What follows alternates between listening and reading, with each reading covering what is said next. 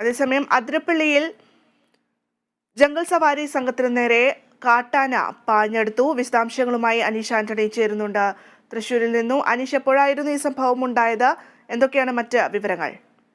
ഭദ്ര, ഇന്ന് രാവിലെ അതിരപ്പള്ളി വനമേഖലയിലെ ഉൾവനത്തിലാണ് ഇങ്ങനെ ഒരു സംഭവം ഉണ്ടായത്. ഈ വനം വകുപ്പ് തന്നെ സംഘടിപ്പിക്കുന്ന ഒരു പരിപാടിയാണ് ജംഗിൾ സഫാരി. ഈ സഫാരിക്ക് പോയ ജീപ്പിൽ ഉൾപ്പെട്ട ആളുകൾക്ക് നേരെയാണ് ഈ കാട്ടാന പാഞ്ഞെടുക്കുന്ന ഒരു സംഭവം ഉണ്ടായത്.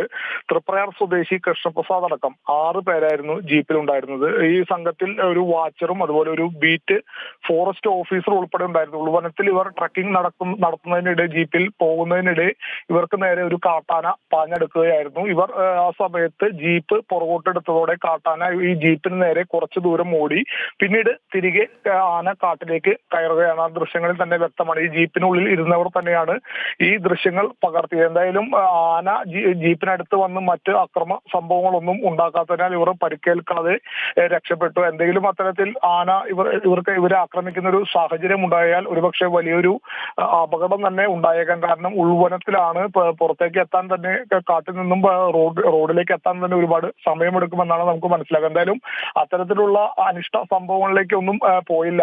ആന കുറച്ചു ദൂരം ജീപ്പിന് നേരെ ഓടിയ ശേഷം തിരികെ കാട്ടിലേക്ക് കയറുകയായിരുന്നു. ആ ദൃശ്യങ്ങളിൽ തന്നെ വ്യക്തമായിട്ട് കാണാം. എന്തായാലും വലിയ അപകടങ്ങളൊന്നും ഇല്ലാതെ ഇവർ ആനയ്ക്ക് മുന്നിൽ നിന്നും രക്ഷപ്പെടുന്ന ഒരു സംഭവമാണ് ഉണ്ടായത്. ഭദ്ര.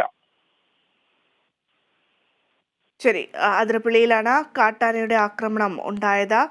ജംഗിൾ സഫാരിക്ക് എത്തിയ സംഘത്തിന് നേരെയാണ് കാട്ടാന പാഞ്ഞെടുത്തത്. ജീപ്പിന് നേരെ കുറച്ചു നേരം ഓടിയ ആന പിന്നീട് തിരിച്ചു പോവുകയും ചെയ്തു.